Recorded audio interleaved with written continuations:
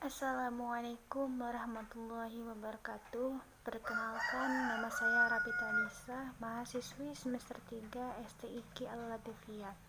Baiklah, di sini saya akan menjelaskan tentang hadis tematik. Hadis adalah perkataan, perbuatan, takrir yang disampaikan langsung oleh Nabi Muhammad SAW. Sedangkan hadis tematik adalah bagaimana cara untuk memahami hadis Nabi SAW berdasarkan tema yang ditentukan, seperti hadis tentang silaturahmi, iman, akidah, isbal, tentang jual beli, dan lain-lain. Nah, metode ini perlu dilakukan karena mengingat Nabi Muhammad terkadang hanya menyampaikan perkataannya kepada beberapa orang sahabat yang tidak disampaikan kepada sahabat yang lain. Terkadang pula sebuah hadis dalam riwayat yang satu jalur sanad berbeda dengan riwayat yang kedua. Begitu pula terdapat banyak riwayat hadis yang terkadang disampaikan secara ringkas, sedangkan dalam satu riwayat yang lain disampaikan dengan panjang lebar, padahal ini satu tema. Adapun langkah-langkah pengkajian hadis dengan metode tematik ini antara lain terbagi menjadi 11 bagian. Yang pertama yaitu menentukan tema atau masalah yang akan dibahas. Yang kedua yaitu menghimpun atau mengumpulkan hadis yang terkait dalam satu tema, baik secara lafal maupun secara makna melalui tahrij al-hadis. Adapun yang ketiga yaitu melakukan kategorisasi berdasarkan kandungan hadis dengan memperhatikan kemungkinan perbedaan antara peristiwa wurudnya dan perbedaan periwayatan hadis. Adapun yang keempat yaitu melakukan kegiatan iktibar dengan melengkapi seluruh sanad. Adapun yang kelima yaitu melakukan penelitian sanad yang meliputi penelitian kualitas pribadi perawi, kapasitas intelektualnya, dan metode periwayatan yang digunakan. Adapun yang keenam yaitu melakukan penelitian matan yang meliputi kemungkinan yang adanya ilat dan syad. Adapun yang ketujuh yaitu mempelajari tema-tema yang mengandung arti serupa. Adapun yang kedelapan, membandingkan berbagai syarah hadis. Yang kesembilan, melengkapi pembahasan dengan hadis-hadis atau ayat-ayat mendukung. Yang kesepuluh, menyusun hadis penelitian menurut kerangka berdasarkan konsep. Adapun yang ke-11, menarik suatu kesimpulan dengan menggunakan dasar argumentasi ilmiah. Adapun contoh untuk hadis tematik. Adapun cara yang pertama yang kita gunakan untuk menentukan tema atau masalah yang membahas. Baiklah, kita akan mengambil tentang suatu hadis yang bahas tentang antropomorfisme. Di sini di dalam ajaran Islam, antropomorfisme sendiri diidentikan dengan tasyabih atau tajasum. Sebagaimana yang terlihat pada tulisan Harun Nasution ketika membahas tentang sifat-sifat jasmani bagi Allah yang tertera di dalam Al-Quran dan hadis. Dalam pengertian teologis, tasyabih berarti penyerupaan Allah dengan manusia dalam bentuk dan sifat-sifatnya.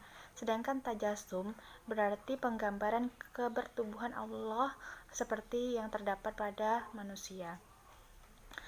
Pada substansinya, tajasum dalam teologi Islam semakna dengan tasyabih, yaitu menyerupakan Tuhan dengan makhluk.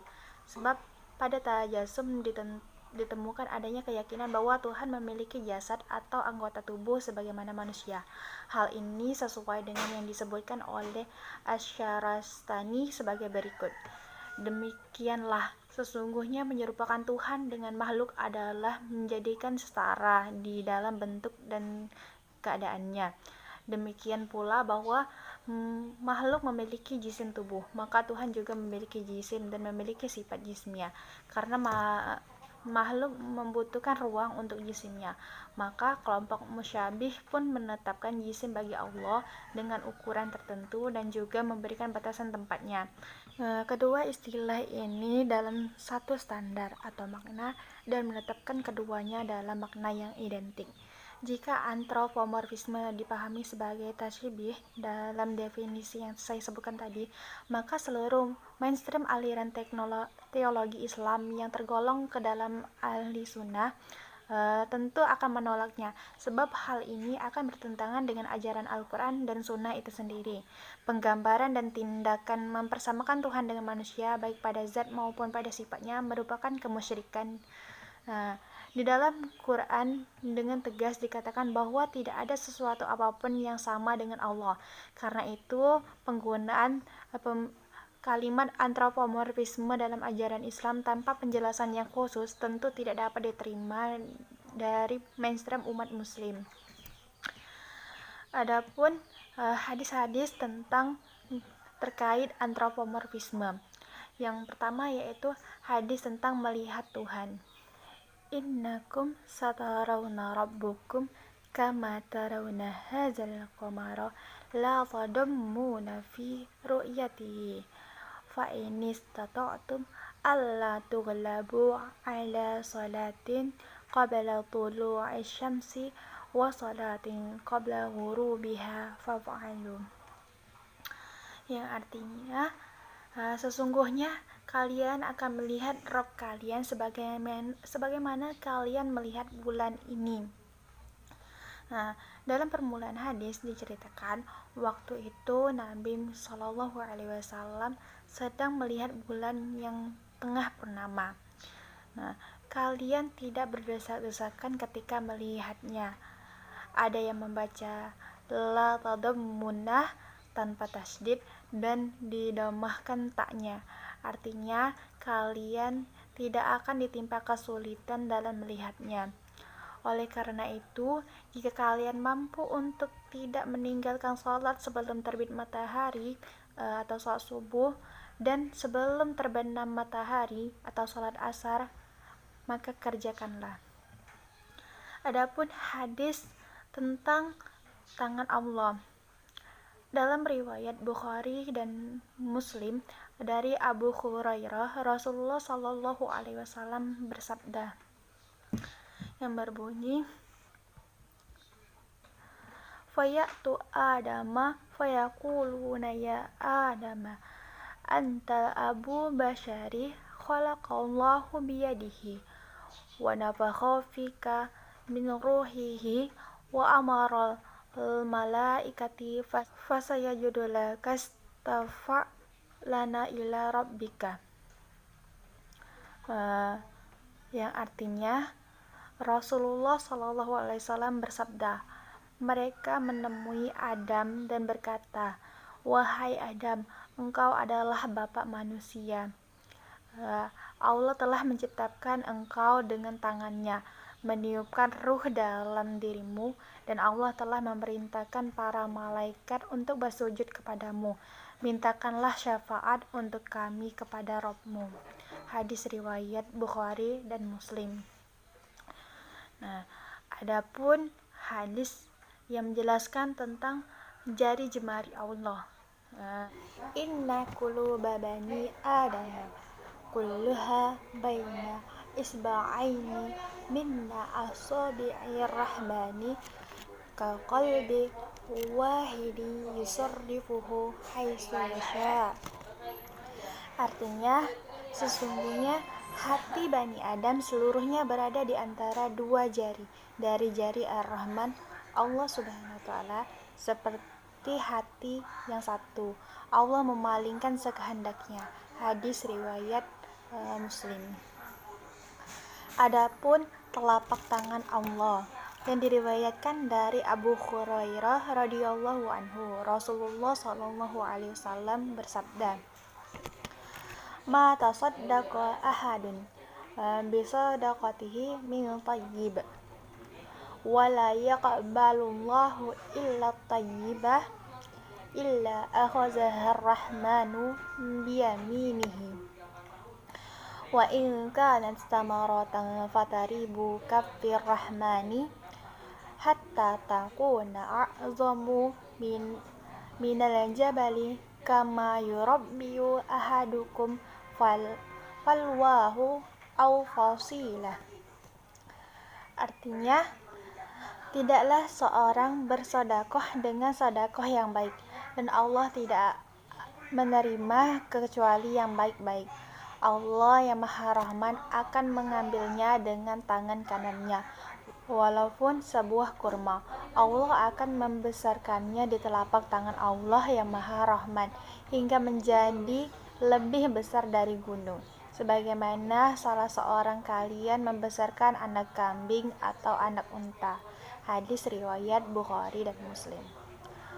Adapun hadis tentang lengan Allah, dalam riwayat yang agak panjang, Rasulullah SAW bersabda, hal tantahu ibilu qaumika mihahan adanuha fata'ammada ila ba'diha fataqatta'a azanaha wataqulu hiya bihururi watasuqqaha aw tashaqqu juludaha wataqulu hiya haramun fatahrimuha alaika wa ala ahlika. Qala na'am. Qala fakullu ma atakallah hillu wa sa'idullah asyarru min sa'idika wa musallahi ahadu min Musa. Artinya, apakah unta-unta kaummu yang lahir dalam keadaan sehat dan utuh telinga-telinganya, kemudian kamu dengan sengaja mengambil pisau dan memotong telinga-telinganya, dan kamu katakan unta-unta ini merdeka, dan kamu robek telinga-telinganya atau kamu cacati kulit-kulitnya, kemudian kamu katakan unta-unta ini haram, kemudian kamu haramkan untuk dirimu dan keluargamu. Dia menjawab, ya. Maka Rasulullah SAW bersabda, sungguh seluruh apa yang diberikan Allah kepadamu dari binatang ternak itu adalah halal. Ingat, lengan Allah lebih kuat dari lenganmu, dan pisau Allah lebih tajam daripada pisaumu. Hadis riwayat Ahmad, Hakim, Abu Dawud, Baihaqi, Tarbani, dan Tirmizi. Tirmizi berkata, hadis hasan sahih. Adapun hadis yang membahas tentang wajah Allah. Mengenai wajah Allah, ada banyak sekali hadis yang berbicara mengenai hal tersebut, karena begitu banyaknya. Maka di dalam hadis tersebut bisa dikatakan di dalam hadis Bukhari ada hadis nomor 54, 407, 431, 113 dan sebagainya. Adapun hadis dalam Sahih Muslim pada nomor 828, 1052, 1759 dan sebagainya. Salah satunya adalah doa Rasulullah SAW berbunyi sebagai berikut. As'aluka lazzatan nazari ila wajhika wa syauqa ila liqa'ika. Yang artinya, aku meminta kepadamu ya Allah kenikmatan memandang wajahmu di akhirat nanti, dan aku meminta kepadamu kerinduan untuk bertemu denganmu sewaktu di dunia. Adapun kedudukan atau status hadis, yang pertama yaitu kedudukan atau status hadis melihat Allah. Menurut Imam Ibnu Hajar al-Asqalani, dalam mensyarahkan hadis-hadis yang dipaparkan tadi oleh Imam Bukhari dan Imam Ahmad, menegaskan bahwa secara jelas bahwa nanti di akhirat memang orang-orang mukmin di akhir kelak akan melihat wajah Allah dengan mata kepala. Adapun Imam Ahmad Nawawi mengatakan manusia akan melihat Allah secara nyata, tidak ada keraguan dalam melihatnya dan tidak pula sulit padanya seperti melihat pada bulan. Adapun tentang hadis yang menyatakan hadis tentang tangan Allah dan jari jemari Allah. Menurut Ibnu Abdillah Bar dan Ahmad Tahmid, hadis mengenai tangan dan jemari Allah adalah hak atau benar karena disampaikan oleh orang sikoh, benar keimanan dan ketakwaannya serta kuat hafalannya. Hanya saja tentang penafsiran ini ia mengatakan tidak seorang pun yang mampu untuk menafsirkannya. Dalam fatwa Lajnah Daimah, yang wajib adalah menetapkan apa yang telah Allah tetapkan untuk dirinya, seperti kedua tangan, kedua kaki, jari jemari, dan sifat lainnya yang disebutkan dalam Al-Quran dan Sunnah, dengan kedudukan yang sesuai dengan kemuliaan Allah Ta'ala, tanpa dirubah, dibagaimanakan, diserupakan dengan makhluk yang digugurkan. Berdasarkan firman Allah Subhanahu wa Ta'ala, katakanlah, dialah Allah yang Maha Esa. Allah adalah Tuhan yang bergantung kepadanya segala sesuatu. Dia tidak beranak dan tidak pula diperanakan, dan tidak ada seorang pun yang setara dengan Dia. Adapun hadis tentang wajah Allah, Syekh Muhammad bin Sahih Al-Utsmaini menjelaskan, wajah Allah merupakan sifat yang terbukti keberadaannya berdasarkan dalil Alkitab, As-Sunnah, dan kesepakatan ulama. Sedangkan keyakinan yang dipegang oleh para pengikut Al-Haq yaitu menetapkan bahwa wajah adalah sifat dan bukan zat, dan penetapan sifat tersebut tidak melahirkan konsekuensi zat Allah Ta'ala tersusun dari berbagai anggota tubuh seperti makhluk, sebagaimana yang dikatakan oleh kaum Mujassimah. Akan tetapi sifat itu benar-benar sifat Allah yang sesuai dengan keagungannya. Wajahnya tidak menyerupai wajah apapun dan wajah apapun tidak akan menyerupai wajahnya. Adapun beberapa pendapat ulama tentang antropomorfisme Allah. Yang pertama yaitu pendapat golongan Syiah. Syiah adalah pengikut setia yang fanatik kepada Ali dan keturunannya. Mereka berpendapat, terutama dari golongan Syiah Ismailiyah, bahwa Ali hingga kini masih hidup, bukan terbunuh, sebab Ali telah dikaruniai sifat-sifat ketuhanan yang tak pernah mati, bahkan dianggapnya sebagai Tuhan. Anggapan Syiah lainnya menyatakan bahwa roh itu dapat berpindah dari tubuh yang satu ke tubuh yang lain dari Allah itu, dan Allah itu berjisim serta dapat menjelma ke dalam tubuh manusia. Nah, adapun pendapat dari aliran Jabariyah. Pendapat Jabariyah terhadap paham antropomorfisme bahwa Tuhan tidak mempunyai sifat, tetapi hanya memiliki zat. Tuhan tidak layak disifati dengan sifat makhluknya, sebab yang demikian berarti mentasabihkan atau menyerupakan Tuhan dengan makhluknya. Jaham bin Abi Sofyan berpendapat bahwa Tuhan sekali-kali tidak mungkin dapat dilihat oleh manusia di akhirat kelak, dan tentang kebenaran surga neraka setelah manusia mendapatkan balasan di dalamnya, akhirnya lenyaplah surga dan neraka itu. Adapun pemahaman tentang aliran Al-Asy'ariyah. Pendapatan Al-Asy'ariyah tentang antropomorfisme diantaranya adalah yaitu tentang melihat Tuhan, yaitu ru'yah Allah. Dalam masalah melihat Allah, Al-Asy'ariyah berpendapat bahwa Allah Subhanahu wa Ta'ala dapat dilihat oleh hambanya yang beriman di akhirat kelak, seperti halnya mereka melihat bulan purnama. Al-Asy'ariyah berpendapat bahwa segala sesuatu yang ada, maujud, memungkinkan untuk dapat dilihat. Karena Allah adalah sesuatu yang maujud, maka sah untuk dilihat. Nah, adapun tentang tasabih dan tajasim, penyerupaan atau personifikasian, Al-Asy'ariyah sangatlah hati-hati terhadap masalah tasabih, penyerupaan dengan makhluk. Hal itu dapat dilihat pernyataan Al-Asy'ari dalam kitab Al-Lumma, sebagaimana dikutip oleh Haji Muhammad Laili Mansur.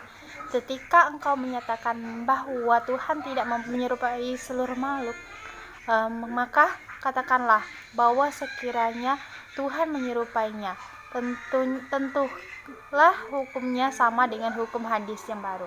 Jika diserupakan, maka tidak terlepas dari keseluruhan dan sebagainya. Jika keseluruhan, maka keadaannya sama dengan hadis keseluruhan. Dan jika sebagian, maka keadaannya serupa untuk sebagian dengan yang hadis baru. Yang kemudian itu semuanya mustahil bagi zat yang qadim. Dengan demikian Al-Asy'ari dalam menetapkan sifat Tuhan adalah tanpa melalui takwil maupun tasyabih. Adapun pendapat aliran salaf dalam menetapkan sifat-sifat Tuhan sama nama-nama ataupun perbuatan Tuhan yang termuat dalam Al-Quran dan hadis seperti Al-Hayyu yang hidup, Al-Qayyum yang tidak membutuhkan yang lain, Al-Samadu yang dibutuhkan oleh yang lain, Zul Asy'ari Al-Majid yang menyerupai arsy yang megah. Tuhan turun kepada manusia dalam gumpalan awan. Dalam surat Al-Baqarah ayat 110.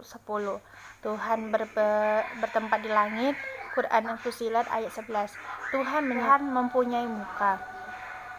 Adapun dalam surat Al-Baqarah ayat 115, Tuhan mempunyai tangan. Adapun dalam surat Al-Imran ayat 73 dan seterusnya. Jadi berdasarkan penjelasan tadi, maka dapat dari kesimpulan bahwa antropomorfisme secara doktrinal merupakan kemestian dan nyata adanya baik di dalam hadis maupun Al-Quran. Jumlahnya pun sangat banyak, bila mencapai ratusan. Dari hadis Rasulullah tersebut ditentukan riwayat sahih yang diriwayatkan oleh Bukhari dan Muslim. Bila dilihat dari mukhraj tersebut sangat diyakini bahwa hadis tersebut sangatlah benar dan tiada niat untuk menolaknya. Sedangkan pada tataran pemeriksaan baik di sarah maupun pendapat ulama, teolog dan sufi dikatakan pemikiran mereka beragam. Masing-masing mengemukakan argumentasi yang mendukung pemikiran tersebut. Tiada satupun yang bisa diutamakan melebihi yang lainnya, sebab semua interpretasi itu ditujukan untuk membangun keimanan yang benar kepada Allah Subhanahu wa taala. Wallahu a'lam bishawab. Demikian dari saya, kurang lebihnya mohon maaf. Kepada Allah saya mohon ampun. Wabillahi taufiq wal hidayah. Wassalamualaikum warahmatullahi wabarakatuh.